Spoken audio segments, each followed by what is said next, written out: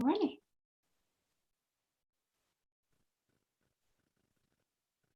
We have got to get some music. Do have to get some music. Hey, everybody. This is Michelle Berard from Urban Book Editor, and I'm here with Julia Black, and we are talking to you from Divergent Directions, and we need a song. I don't need We need a song. We need some music. We're still kind of at the beginning of phases of trying to get this together. But we have a topic, and we've got a topic. We've got a topic. We've done research on the topic, so I think we're feeling relatively informed enough to be able to have this conversation. And we are going to attempt today to talk about what's going on with Afghanistan. Yeah, that's and whatever you think about the situation, first of all, it's heart-wrenching for the people who are there, regardless of what you think about it politically or whatever. Certainly our hearts go out to the people who are dealing with this. And that's not just the Afghan people, that's people from really a whole bunch of countries who are being evacuated or who are hunkering down there. There's a lot of uncertainty, and there are people on different sides of these issues that have their particular political views and so forth. But we want to root this in, I think, this discussion in a little more of the history of although we have to go through the history to understand energetically what's happening and kind of what's going on underneath. But yes, it is going to, we're going to attack it from a few different angles, I think. So I think that's really important for us, because a lot of Americans, I think, in particular, don't really know much about how we got to where we are with this situation. So Julia, I'll let you, because you've actually spent more time with the articles than I have. I know the big picture. The big picture. We'll bring Michelle in when it's time to start the history part, because that's what she studied. But so as a very brief overview, United States officially, most recently went into Afghanistan shortly after 9/11/2001. So we are almost at we're at the 20-year anniversary in a few weeks. And we have had a military presence there since then. And it was a result of information that the US government got that said that the people behind 9/11, which was the Taliban, were in Afghanistan. And because they were kind of an insurgent group, they weren't an actual government. There wasn't an easy way to just go, we are going to go to war with this country because they attacked us. It was complicated from the beginning because of that. So the war's been going on almost 20 years. 2,448 American soldiers have died in that time, and 20,772 were wounded.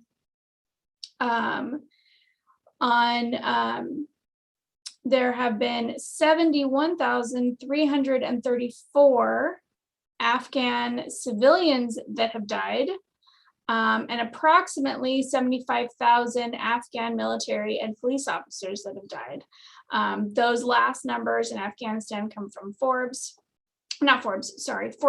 come from an article in Fortune magazine. That's kind of complicated though, because according to that same article, the Pentagon changed its policy and stopped compiling or releasing civilian body counts. So because of that, we don't really know the number of Afghans in America anyway. I am sure that there are numbers flying around Afghanistan, and I am sure that people that live in Afghanistan have much more updated numbers, but according to what's been released by the American government, those are the numbers. So before we talk about pulling military out and kind of what got us to this point of what happened this week. How did the conflict start? This is kind of where Michelle comes in. Well, and I'm not the best on this because this was not my region. Right. I study Latin American and Caribbean, so that's actually more my region of interest. But basically, this is a Cold War battle. We were fighting proxy wars around the world, and Afghanistan was just one of those territories that we were fighting proxy wars. For those of you who don't know what I mean when I say a proxy war, meaning the Soviet Union and the United States were fighting on other people's territory, pitting people against each other, taking sides in those wars in other countries, and Afghanistan was one of them. So the Russians were backing one side, the US was backing another. And so what I think is most interesting about this and is that we kind of created this enemy.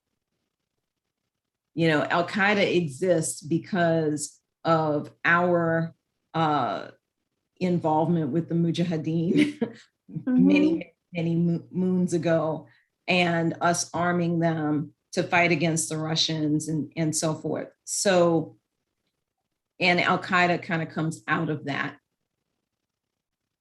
conflict. So we have gone into this country numerous times in some way, shape, or form. And this is just going back to the Cold War. Who knows how much beyond that? I just don't have the expertise in that part of the world. And we created this enemy. It's kind of like every movie that you ever see, right? Like, you know, I'm thinking of The Incredibles. Did you ever see The Incredibles? I love The Incredibles. The Incredibles, the first one is awesome. The second one, but the first Jack one's Jackson great. was part of the second one. But in The Incredibles, Mr. Incredible creates his enemy when he dismisses the little boy who wants to work with him, who wants to be a superhero too. And had he only paid attention to that little boy, he might not have had that enemy who later wreaked such havoc in their lives. Now, I know you're saying, Michelle, you're being so silly, but it's true. It is very similar. We created a lot of these enemies ourselves. And now we're at a point where we have 9/11. We go in there looking for Al Qaeda, or some people say Al Qaeda. I think it's Al Qaeda. I don't think any of us are saying it correctly. Nuclear, who knows? Nuclear, I'm going to say, is absolutely incorrect. I completely agree. But I don't care what the dictionary says anymore. I completely agree. There is only one U in nuclear. I'm like, yeah, I'm not sure that makes sense. But that's just us. That's just us writers being snobby writers. Yeah, being snobs, I guess. But what I think is really interesting about this is that concept of creating our own enemies. That is the part that I think is most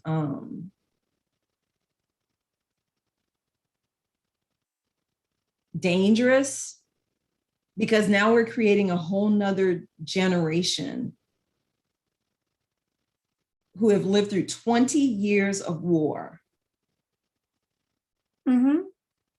Probably upwards of 100,000 people dead.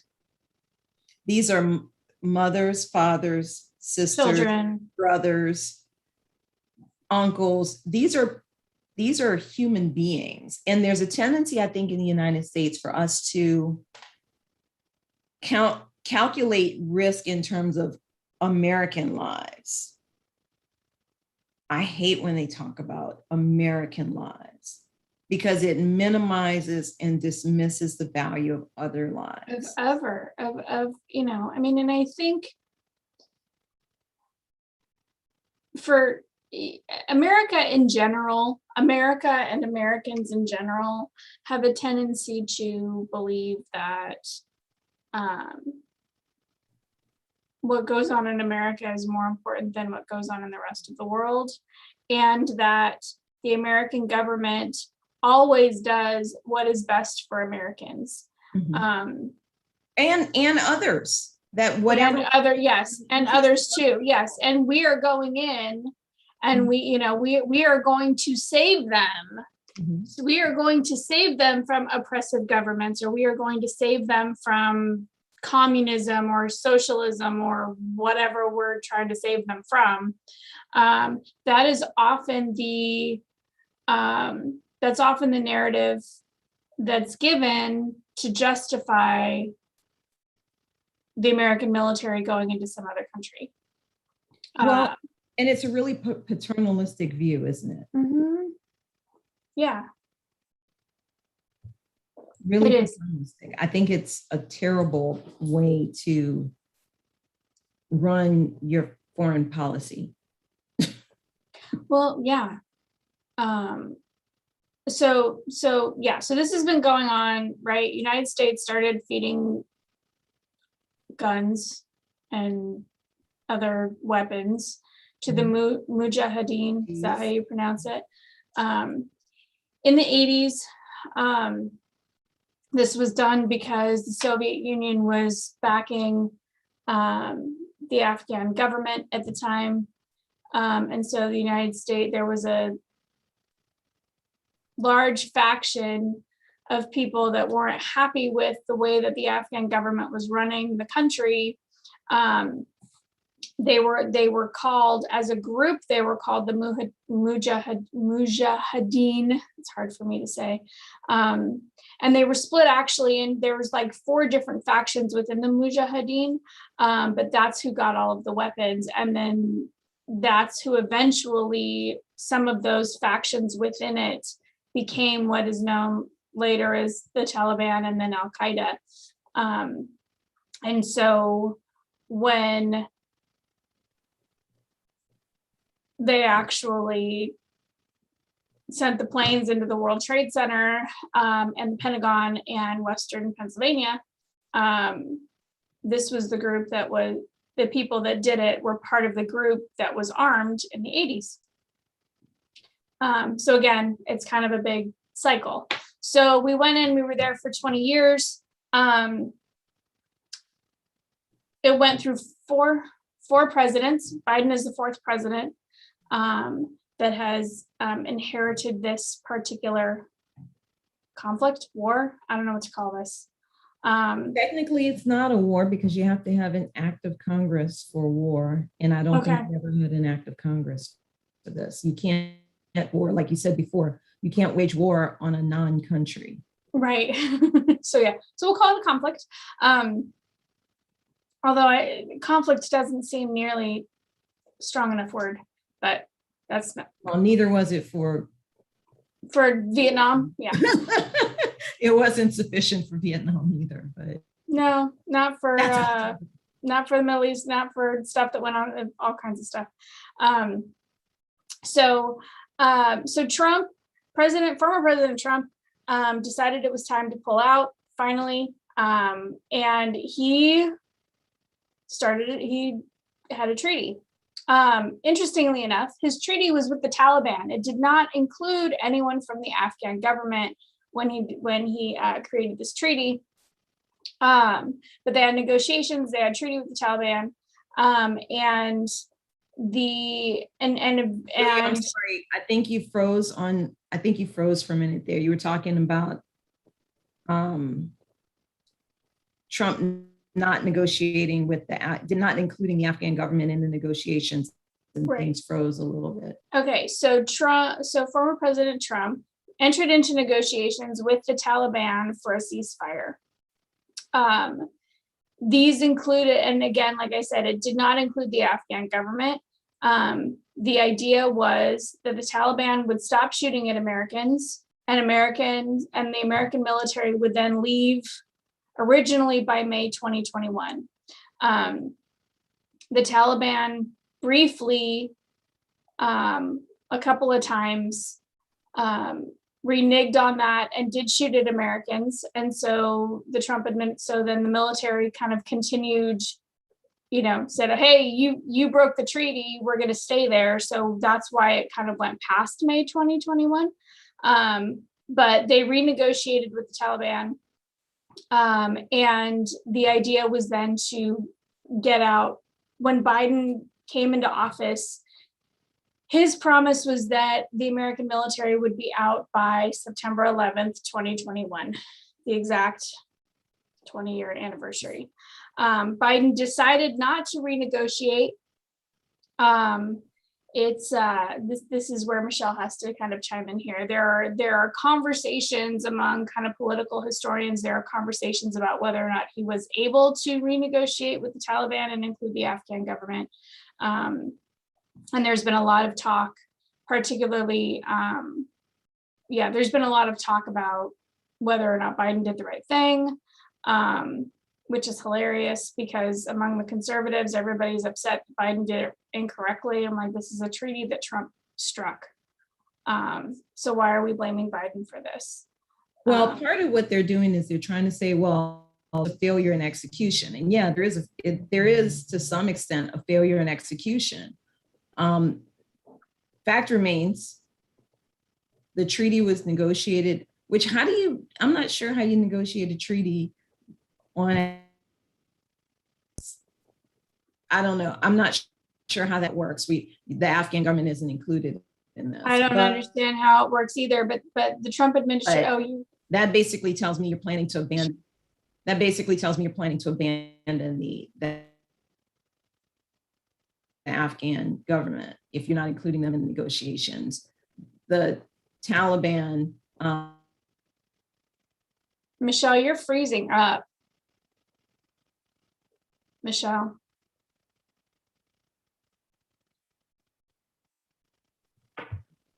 There you are. Okay. Yeah, it looks like for a minute went out. Sorry about that. It looks like I got kicked off my internet for some reason, so I'm going to have to definitely call Comcast about that. Comcast sucks. I am not embarrassed to say it. Comcast sucks. So anyway, what I was getting to where you guys heard me drop off, but Trump negotiated this. He negotiated it with the Taliban only, who happened to be Russian backed. They're allied with the Russians. Interesting in terms of the allegations of Trump working with, on behalf of, whatever you want to say, the Russians. That's interesting in and of itself. It seems to tell me that if you don't have the Afghan government involved in negotiations, you've already decided to hand over that country to Russian control. And just so you know, I don't have a dog in this hunt. I don't have an opinion one way or another about whether or not Russia should have more influence over Afghanistan versus us. That's not my area of expertise. I don't even have a particular opinion about it. I think we have enough problems at home that need to be dealt with. So that's where my focus is. But I just think that's really interesting, that whole Russian angle. And the fact that it really seems to me that is saying, okay, here, you can have Afghanistan. I mean, how does that feel to you? Yeah, I could see where that I could absolutely look at it that way too. I think for me, and don't get me wrong, I mean, a further conversation that is probably doesn't necessarily fit here is, why can't we just let countries do their own thing and let them ask for help when they need it, and then have it work so that it isn't right, these other kind of big superpowers coming in and going, no, it should be us that helps you. No, it should be us that helps you. And all of these larger countries doing what's in their own best interest without thinking about, the millions of people within that country, or hundreds of thousands, or I don't know how big these countries are, however big they are. Whenever you are,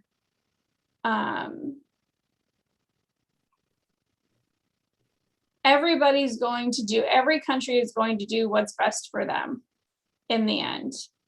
So,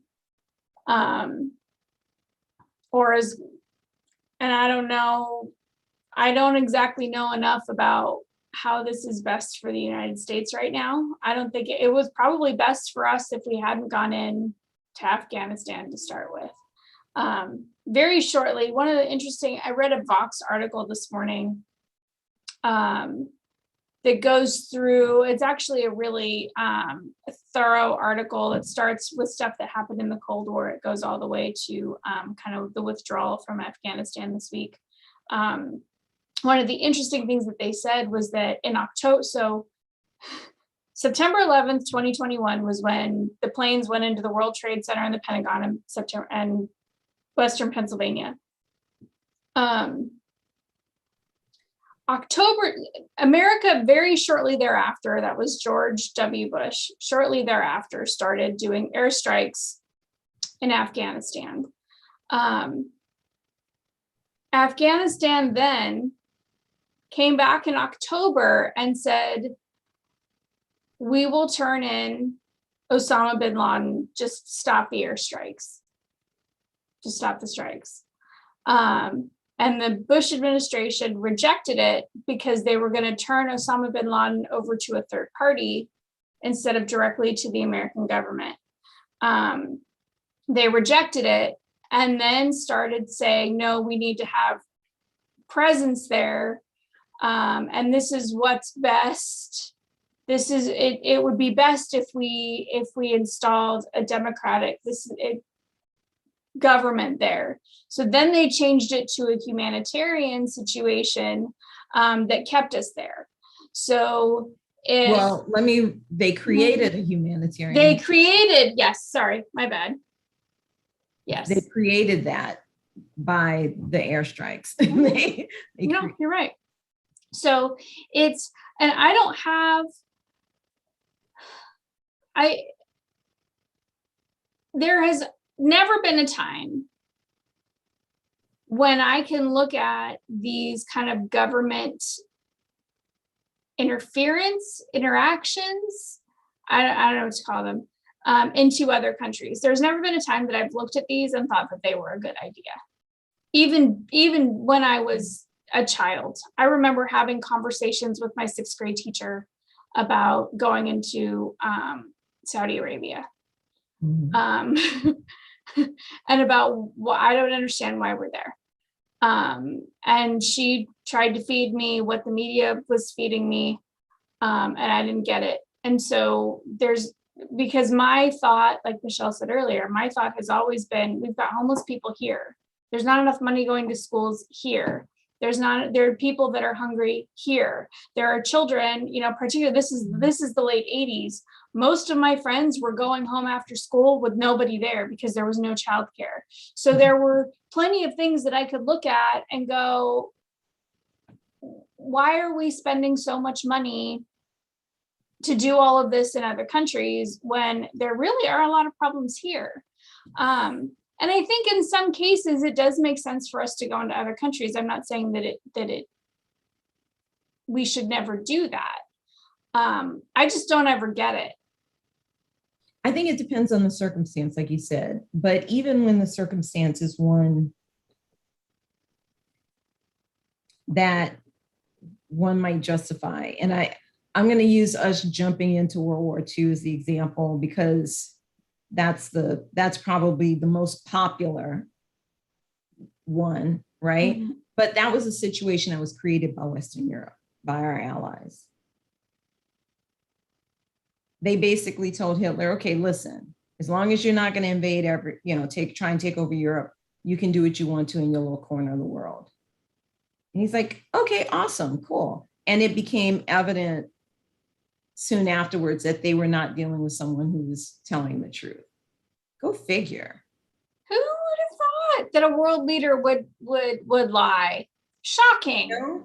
Least of all, one who, displayed, I think even then, some erratic behavior. Oh, you think? No. Some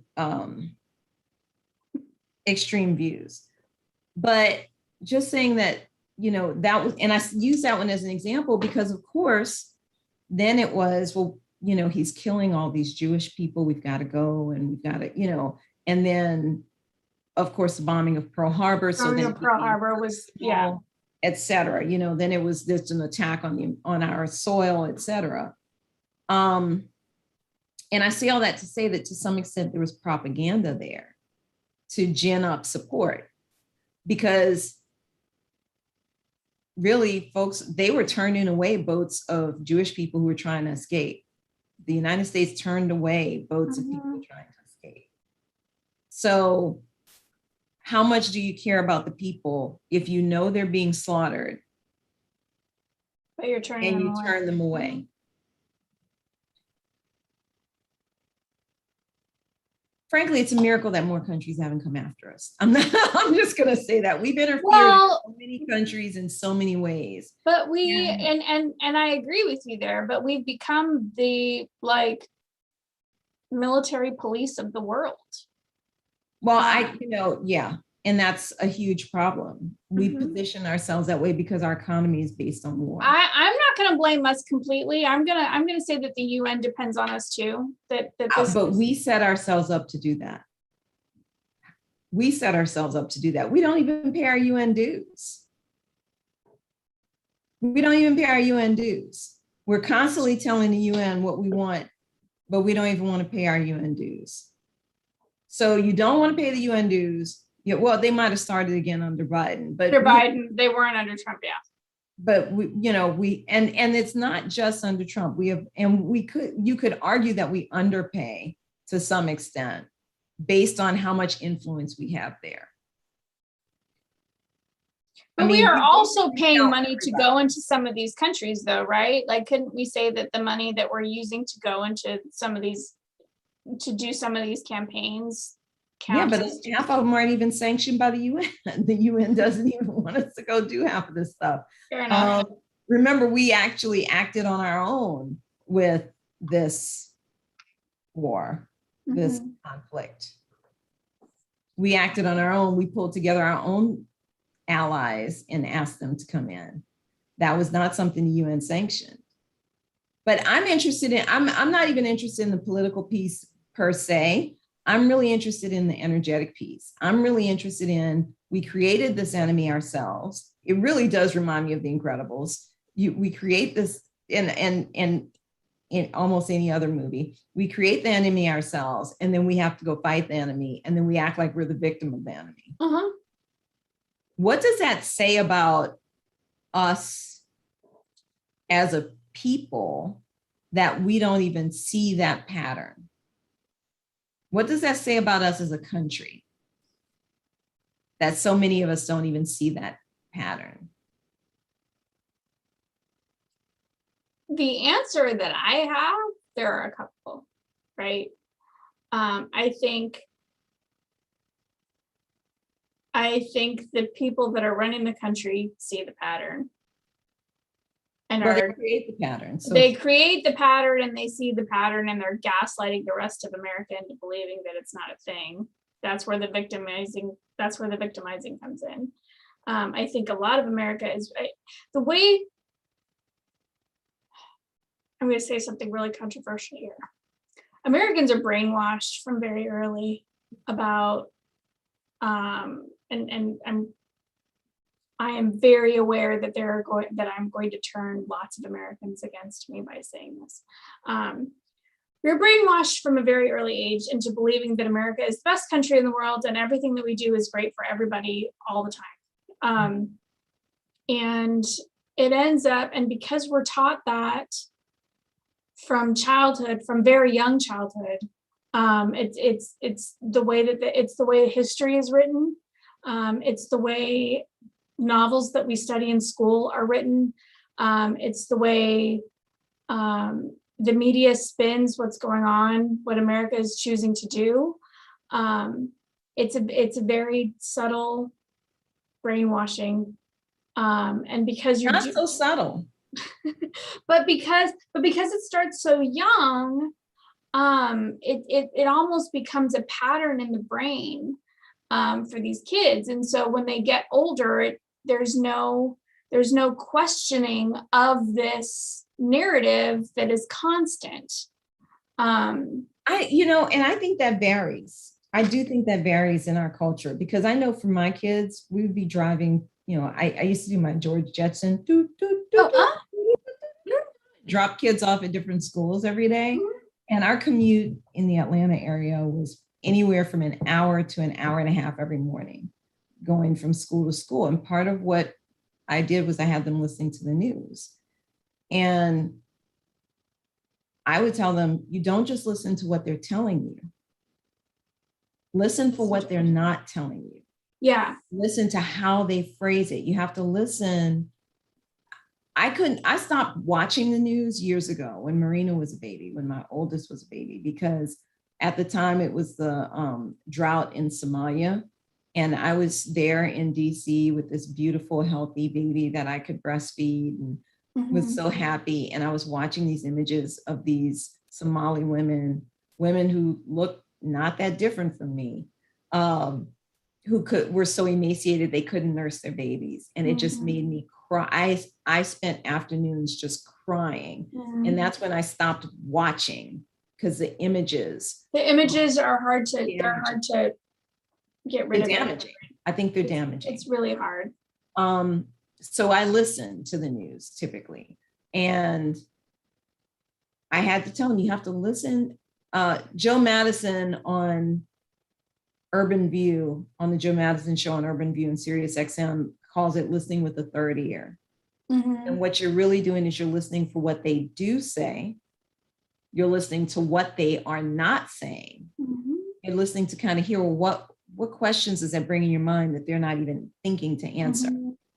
And you're listening to how they say it, because the phrasing is really important in anything that's said. Well, and for me, right, as when you, these are the kinds of things that you start, like this, for me, it was college when I started really looking at all of this stuff, right? Is that in college, there's a way that they teach you how to read in college that is different than the way that you're taught when you're kind of in grade school. But for me, because I need to see everything, I stopped like long ago, when I was in college. So we're looking at almost 25 years ago. I stopped listening altogether. So like the State of the Union address, I print it the next day. I print the exact transcript the next day. And then I get there with a red pen and go, well, what about this? Okay, well, you're saying this and this and that. Well, what about this? And what about this? And I use it as a studying tool almost to go through, okay, but we're not talking about this right now. And we're not talking about this right now. And that's important. Because what they don't talk about is as important, sometimes more important. Because what are we ignoring by saying it this way, by using these words? What are we ignoring? What are we turning our eye to? What are we saying is more important? And I think that's part of the reason why we're in, particularly when we're talking about what's going on in America right now, between the conservatives that are that back Trump, that still back Trump, that still think that the election was rigged, and kind of the rest of the country that doesn't, is that there is this, for reasons I don't understand, there is we are going to blindly follow and not really think through what's being said and what's being ignored. But I do, like I said, I do it with everything. I did it with every president, Democrat, Republican, I don't care. I do it with my illustrious Governor Gavin Newsom. I do it with who is a very staunch Democrat that I don't like. But that's a different story. Really, Julia, you don't like? I know. This is going to be shocking because I've never said it before. No, I'm like, just the way you talked about him just now, I'm like, she don't like him very much, does she? You have to admit, he's got nice hair, though. He looks very California, doesn't he? Looks very California. He looks very California.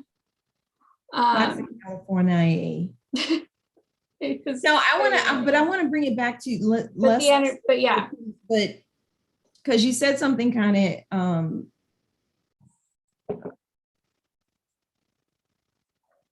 you said something kind of interesting. I'm trying to remember what the word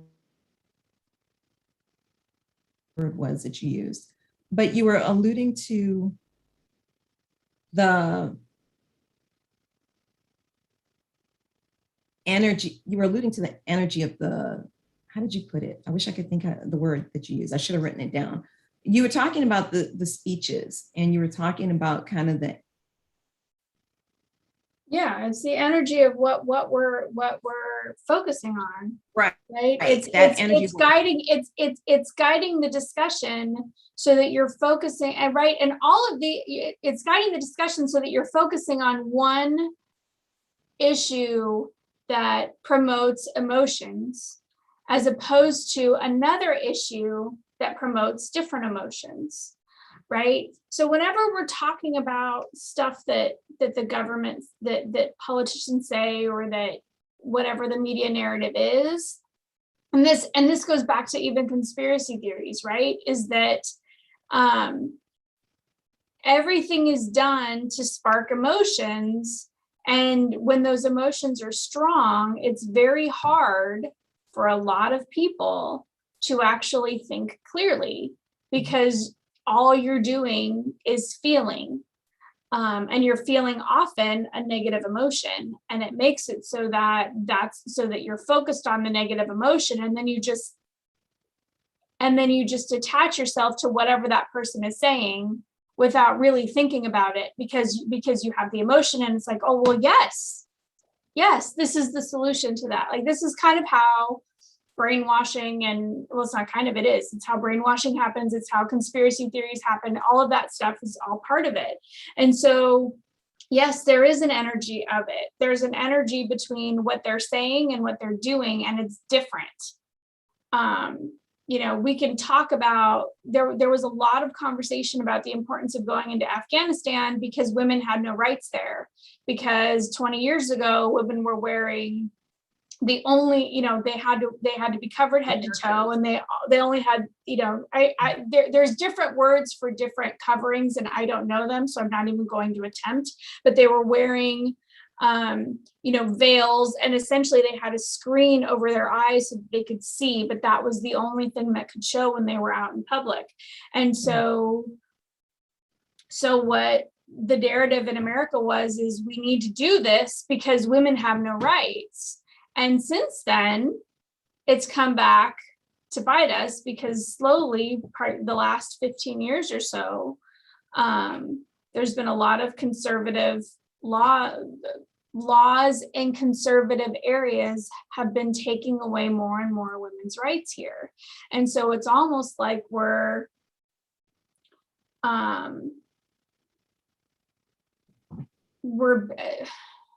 punished is not the right word.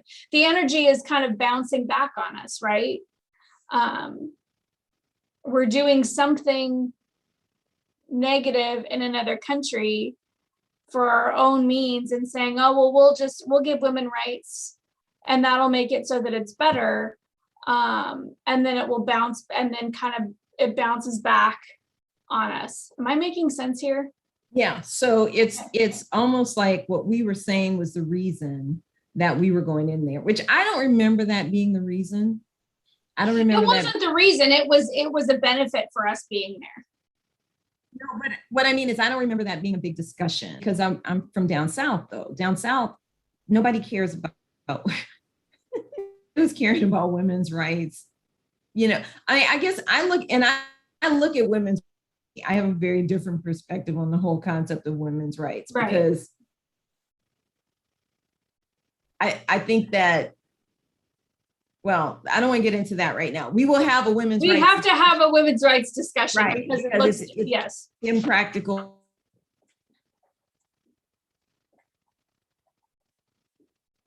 Michelle, you froze up again.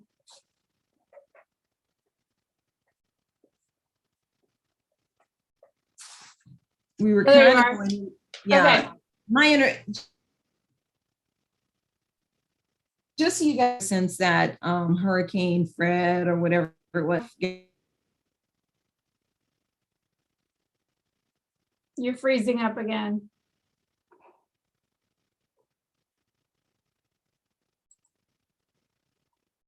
Michelle, now you seem to be back. No, you're frozen again. Well, here we are. Okay, I think I mentioned that Comcast sucks, but we also have had storms here. So please forgive the spotty internet. My internet is unstable. I'm being advised over and over again by Zoom. I apologize for that. It's just a hazard being in the Southeast during hurricane season, y'all. So bear with us. But I get it. What you're saying is that we created that energy. We started that flow of energy by telling a lie. If that's a lie y'all were being told on the West Coast. I don't remember that being a big issue. At the time of 9/11, I was in New Orleans, and I don't remember that being a big issue. I remember it being, oh, we got to go get Osama bin Laden and blah, blah, blah for years and years and years, which is why when they got this guy, you would think, okay, we got him, we're out. We're you done. know what I mean? But that made no sense. They got him and they kept fighting. So there's always a reason. We don't ever know. I think as the American people, we don't ever know what the government really is trying to do in these places, because what they tell us is, I think, different, and it's designed to keep us, like Julia mentioned, emotionally invested in this. And I also think that tendency is part of why we're dealing with this division in our country, because they've done such a good job of divide and conquer. And they've done such a good job with identity politics. They've done such a good job with convincing people that other folks are out to get us, that people are now, some portion of our society is full of paranoid schizophrenics, basically, or people who operate like paranoid schizophrenics, who just think everybody's out to get us and they've got to defend our country themselves. And in addition, and the other part of that is that the politicians are lying to the American people. Like, we know, right? Like, there has been proof over the last however long, 30, 40 years, of politicians lying to us as well. And so then it is a matter of what ends up happening is that people then decide, okay, which politician do I trust? And that's who they believe, without seeing that maybe there are grains of truth from each politician that's speaking. So it's just like, oh, I don't believe this person, I believe this person instead, when the reality is they're all manipulating the narrative in some way. And it's up to us to decide which politician is manipulating the narrative in which way to find the truth. But no one's got time for that. Well, I'm gonna take this a different angle, and actually, okay, we're not gonna have time to get into it today, but I do think we should discuss, because that kind of gets into how did Trump get elected, in my opinion. He was not manipulating the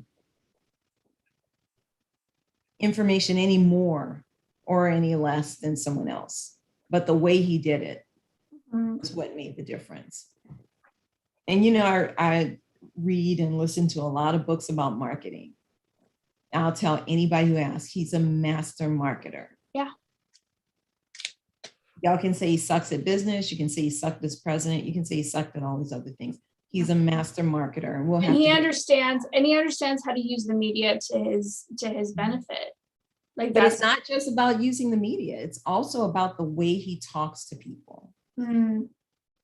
And that's what I think we need to think about talking about at some point, because that's really why you have, 46% of the American public who felt like it was a fake election or whatever, or the election was painted or something like that. I forget. I think it was 42%, 40. It was a large number. It was huge, 46%, something like that.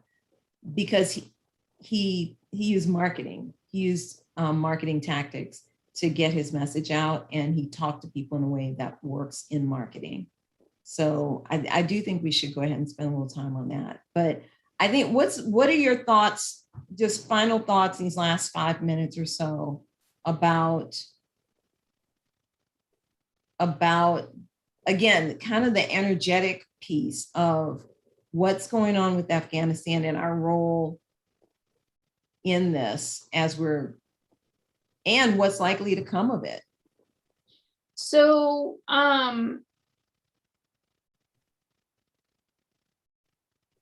it goes back to, what goes around comes around, or the golden rule, or as above, so below, or, every major religion has some kind of situation, right?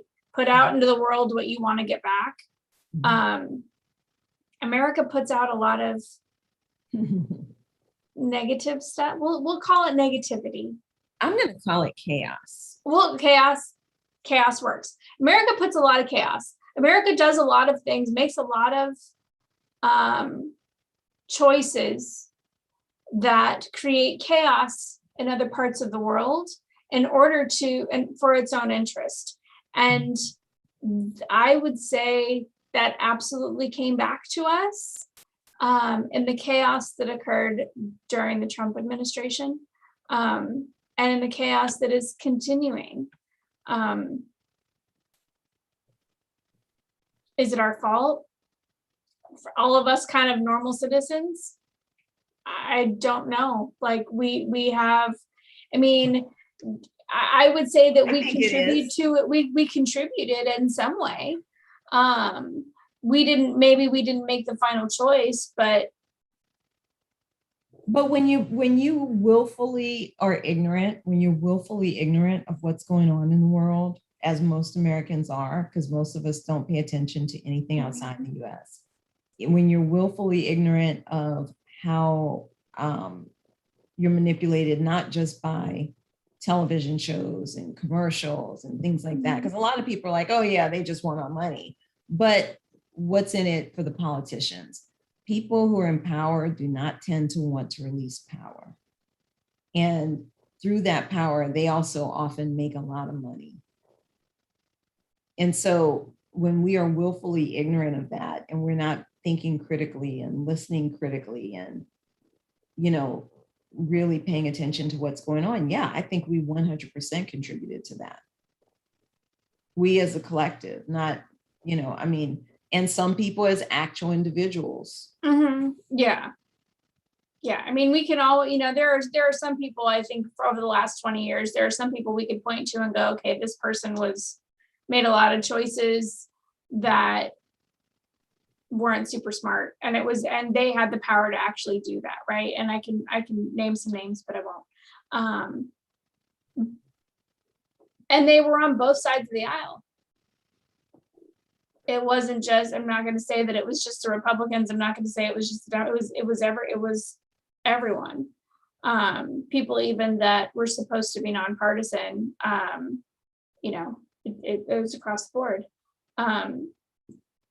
But then, yeah, you're right. I think there's also this, but then what do? We can be informed and do things like this, where we talk about it and go, okay, here's what they're saying, and here's where it's not right. We can do that. But other than that, what else do we do? It's not like I can go knock on George W. Bush's door and go, hey, I'm not super happy with you invading Afghanistan or invading Iraq. Well, from a political standpoint, that's getting into the politics of things. And I think from a political standpoint, we can organize, we can write to these people, we can call them and let them know what our thoughts are. I've done that before, called and written and stuff like that. We can write op-eds, we can do podcasts to help other people hear what our thoughts are so they can think about it as well. I view putting a podcast out there as a way of helping other people to be able to think about things that maybe they wouldn't otherwise have time to think about. But we can also, and I think probably most importantly, get involved in local politics, because the local feeds the national, local feeds the state, which feeds the national. So that's one of my personal goals, is now that I'm almost an empty nester, to start getting more involved, actively involved in that. I think when you have kids, it's very hard to do that, because you got to go to the PTAs, you got to go to the band recitals. Right, you gotta go to soccer practice. Right. And You're pulled in so many directions, and you probably have a career and a spouse or some other partner or something. You might have a business, but certainly when you get to my age, you can think about giving your time differently, get involved in activist organizations,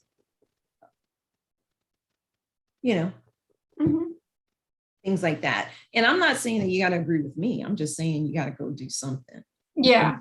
Well, We've I got to mean, get more involved as Americans. I think there was a time when we were more involved as Americans just in general were more involved in local, state, and national politics. And our culture is such that most people, I don't think, have the energy by the end of the week to no. be in those Although things. I think that did change during COVID. I think And it I did. think that's why we saw people in the streets when things happen. But when life goes back to normal, whenever that happens, who knows? And also we've still got a lot of people who are unemployed. If you're unemployed, it's kind of hard to go out and march in the streets because you don't have any money to eat. Right. So it makes it really hard for you to think about those bigger issues, those outside of you issues. So I don't fault anybody who doesn't do those things. I've been there, done that, bought the t-shirt. So anything else you want to share with the people before we go, Julia? I don't think so. I mean, we attempted this today, and I'm not sure. we thought it was important enough to talk about. Hopefully we gave you guys some stuff to think about. We'll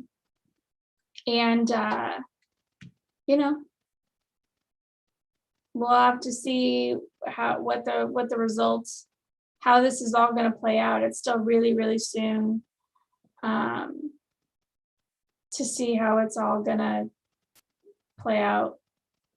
And I would just say that there's an obligation to just make sure you're listening with a third ear to all of this.